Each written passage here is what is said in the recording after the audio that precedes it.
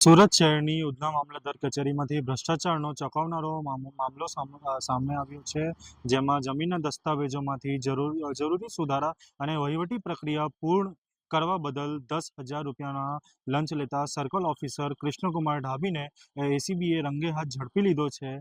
મામલોની વિગતવાર વાત કરીએ તો ફરિયાદીના અસલની જમીનમાં અગાઉ માલિકના નામનો કાચો નોંધ પ્રમાણિતા કરવાની કામગીરી બાકી હતી, જેથી આ કામગીરી કરવા બદલ સર્કલ ઓફિસર લાંચની માંગણી કરી હતી. લાંચ આપવા ઇનકાર કરતા જાગૃત નાગરિકે સુરતની એસીબીનો સંપર્ક કર્યો હતો. ફરિયાદના આધારે 24 ડિસેમ્બરના રોજ ઉધના મામલતદાર કચેરીમાં એસીબી દ્વારા છટકું ગોઠવવામાં આવ્યું હતું. ફરિયાદી જ્યારે સર્કલ ઓફિસરના ચેમ્બરમાં ગયા ત્યારે આરોપીએ વાતચીત કર્યા બાદ 10,000ની જે રૂપિયાની રકમ છે, જે લાંચ છે, તે સ્વીકારી હતી.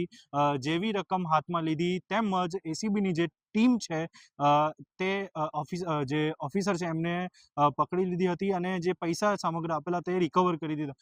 એસીબીમાં ફરિયાદ મળેલી ઉધના મામલતદાર કચેરીમાં ફરજ બજાવતા સર્કલ ઓફિસર કૃષ્ણકુમાર બનેસંગ ડાભી, જેઓએ આ કામે ફરિયાદીના અસીલના જમીનના પ્લોટના જે માલિકીની નોંધ હોય એ નોંધને પ્રમાણિત કરવાના અવેજ પેટે એ કાર્યવાહી કરવાના 10,000 રૂપિયાની માગણી કરેલી અને 10,000 રૂપિયા લેતા રેડ હેન્ડ પકડાયેલા છે, જેઓ વિરુદ્ધ ગુનો નોંધી આગળની કાર્યવાહી હાથ ધરેલી.